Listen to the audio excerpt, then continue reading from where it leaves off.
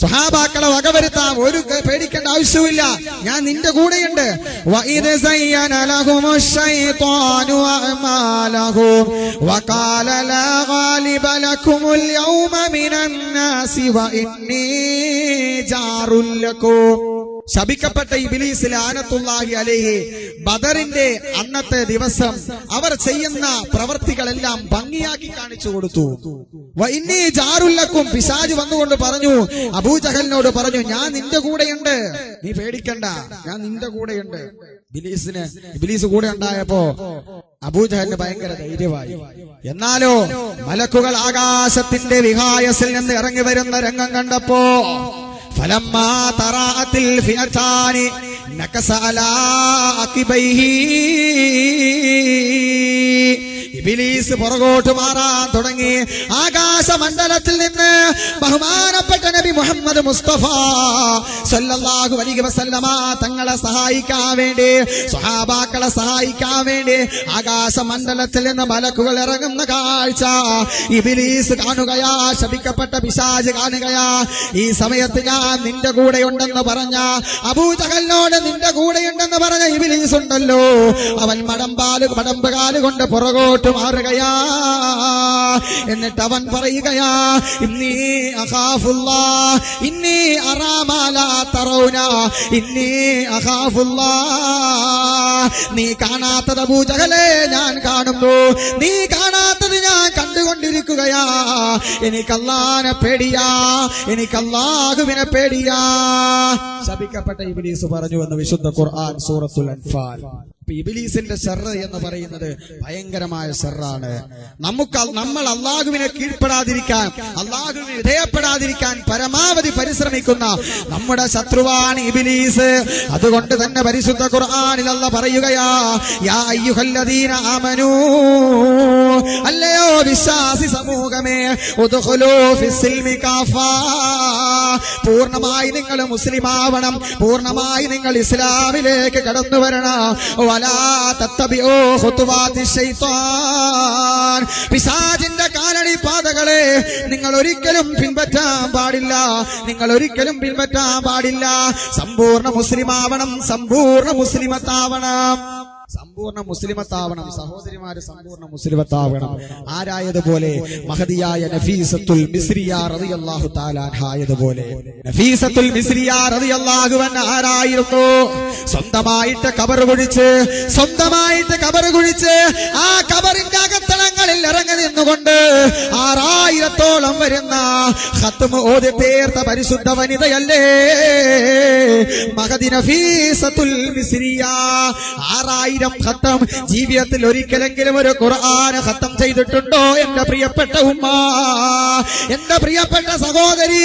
പരിശുദ്ധമായ ഖുർആൻ നിന്റെ വീടിന്റെ അകത്തളങ്ങളിൽ ഇരിപ്പില്ലേ, ഷെയർകേസിൽ ഇരിപ്പില്ലേ, അലമാരകളിൽ ഇരിപ്പില്ലേ? ഏതെങ്കിലും ഒരു സമയത്ത് നീ തുറന്നു നോക്കാറുണ്ടോ?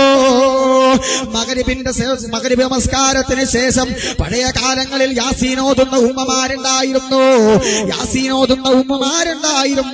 തബാറക്കല്ലദി ഓതുന്ന ഉമ്മമാരുണ്ടായിരുന്നു, മക്കളുണ്ടായിരുന്നു. മക്കൾ ബാക്കി ആ സൂറത്ത് ഓതിയില്ലെങ്കിൽ മക്കൾക്ക് വൈകുന്നേരത്തെ ഭക്ഷണം കൊടുക്കാത്ത പിതാക്കന്മാരുണ്ടായിരുന്നു. അത്രമാത്രം ശ്രദ്ധ പുലർത്തിയിരുന്ന പഴയ കാലം. ഇന്ന് എന്നാൽ ആ ഖുർആനോട് എന്ത് ബന്ധമാ ഉള്ളത്? ആ ഖുർആനോട് എന്ത് ബന്ധമാണുള്ളത്?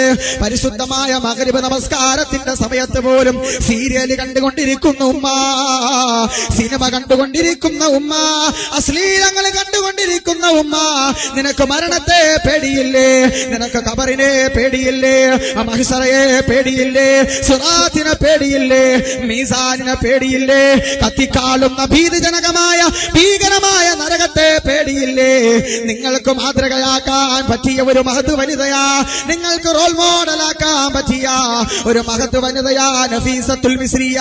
സ്വന്തമായിട്ട് ഖബർ കുഴിച്ചിട്ട ഖബറിന്റെ അകത്തളങ്ങളിൽ ഇറങ്ങി നിന്നുകൊണ്ട് ഒന്നല്ല ആയിരമല്ല 6000-ഓളം വരുന്ന ഖത്മ് ഓതി തീർത്ത മഹത് വനിതയായ നഫീസത്തുൽ മിസ്രിയ മരണാസന്നനായി